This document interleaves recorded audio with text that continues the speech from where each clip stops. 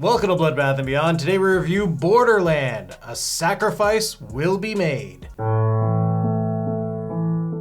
Directed by Zev Berman, starring Brian Presley, Jake Muxworthy, Ryder Strong, Martha Higarita, and Sean Astin. Loosely based on true events, this movie's about a group of Americans that are heading to Mexico just before they head off to college. Unfortunately, one of them gets kidnapped as part of a sacrifice that a drug lord believes will make him invisible, so he can drive his drugs across the border without getting caught. This is a recommendation from Deke over on Patreon, our top donator. Usually he has something to say with his request. This one, nothing. I don't know how accurate this is, but the fact that there are like cultists out there that are doing blood sacrifices for some reason or another is wild. We're gonna keep this pretty spoiler free, so you don't have to worry too much about this one. So what do we like? I actually like the pacing of this film because right off the bat, I'm interested. They did a great job with establishing our characters and not getting too far into the story before we figure out who we like and who we don't like. Like Ryder Strong. It took 15 minutes of his character on screen for me to feel nothing but sympathy for him. And when he was our boy who got kidnapped, I was devastated. And even the opening scene, you're with a couple cops. It's immediately action-packed, basically.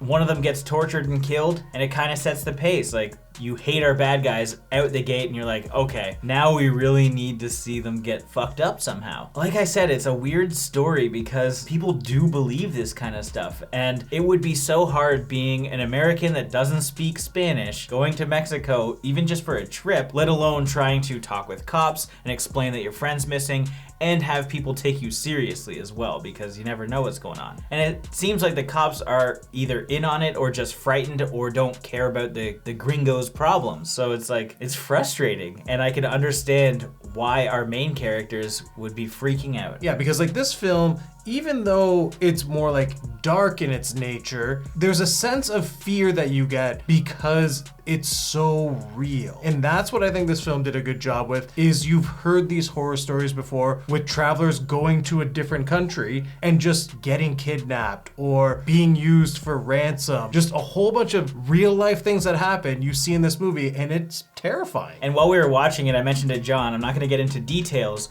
but I know somebody personally who's, you know, like a strong guy with other strong dudes who were kidnapped and held until they wired them money, which is crazy. So like, it actually exists, and I was like, this must be kind of a scenario that they would have ran into. It's scary. And then when you get to like the culty stuff, these guys are vicious. They don't give a fuck. They completely believe in what they're doing. They'll do anything to get a sacrifice, and they don't care what extremes they have to go to. So there's some pretty gory torture scenes. Like, you're gonna feel some of the scenes for sure. Though I didn't like his character, I thought Sean Astin did a fantastic job as a bad guy. I thought he nailed it. It was so odd because he's one of the captors. First of all, he's like unshaven, his shirt's unbuttoned. He looks like he's been in the Mexican heat. He's just sticky and he's disgusting. And I'm sorry, but Sean Astin, I hated him, which is what you're supposed to do. I mean, he did put on wrestling for him and some soccer, but like, come on. And again, for those people who like grew up watching Boy Meets World, seeing Ryder Strong in this movie was like, I think also added to the sympathy of his character, because like, I really like him as an actor. It caught you off guard seeing him in a film like this, despite the fact that both of these actors have been in horror movies, but it still feels out of place to see them in these roles, but they do a fantastic job with their acting. The production value across the board was excellent. The cinematography was great. The whole vibe of this movie was really captured,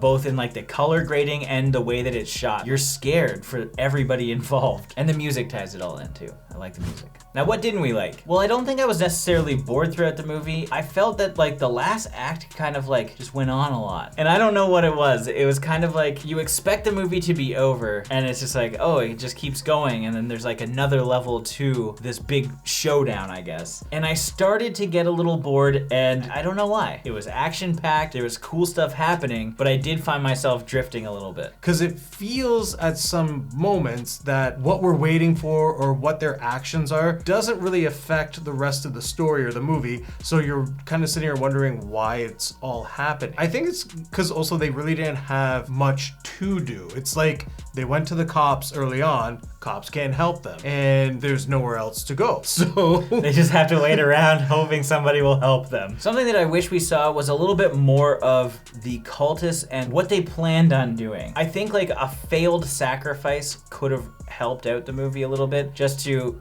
both add some spice in with a little bit more gore, and another reason why they really needed this specific guy, because it seemed to be very important to them, and they reiterated that, saying like Mexicans weren't making the cut, we needed like an American guy. But if we saw one of the Mexicans maybe earlier on get killed and see the reasons why like it didn't work out for them, I think that would have been better. Without going into spoilers, I will say in the final act, there wasn't a strong enough showdown between our cultists and our heroes. It felt pretty rushed. We have these like established characters who you want to hate, and nothing comes of it when they're facing off one-on-one. For instance, I'll share this one minor spoiler. Like one of the guys that were built up to hate the whole movie is shot just like that, just boom, and then they move on. It's just like, wait, that's it? That's just one of many characters that didn't have a strong enough payoff when they are defeated. Now it's time for our final thoughts and ratings. Borderland was an interesting film because I had no idea what we were getting into, but I did enjoy the characters, I liked the setting, and I liked the idea, as morbid as it is, that there's like blood cults out there that are actually sacrificing people. And if you're traveling to a different country, like somebody could go missing. By the time American authorities even have access to the country, like they're not going to be found. And that is frightening and scary, and is part of the reason why I really enjoyed this movie. It was shot well, and for the most part, I did feel like it was moving at a pretty quick pace. But like I mentioned, there were some moments that just felt like they either didn't need to exist, and the final act caught me off guard when I thought things were going to be over. It was a pretty good movie. It's not necessarily a movie that I would recommend right out the gate to somebody who asked me for a horror movie recommendation. But if you come across it, I know it's on Tubi. You can check it out for free. If you haven't seen it, why not? So I'm gonna give this 3.5 me the morning after a crazy con party out of 5. Thought you wanted to get an early start. 10 minutes. I was really impressed with this film because I was more terrified at the fact that this is loosely based on a true story. I felt for our characters, so you find yourself watching this whole movie hoping for the best. And we have a series of like Mexican cultists who you really end up hating, and you want to see them take down the cult. It's high impact, there's a lot of action, but you get a couple of lull moments where you're just wondering, why is this even happening? So let's just move to the sacrifice. And speaking of the sacrifices, you do get some nice practical effects. The graphic nature that this film has, not even just with sacrificing, but the gang members chopping people up with their machetes, it hits hard. I would recommend checking this film out. So with that being said, I'm gonna give this film 4 my life as a new father out of 5.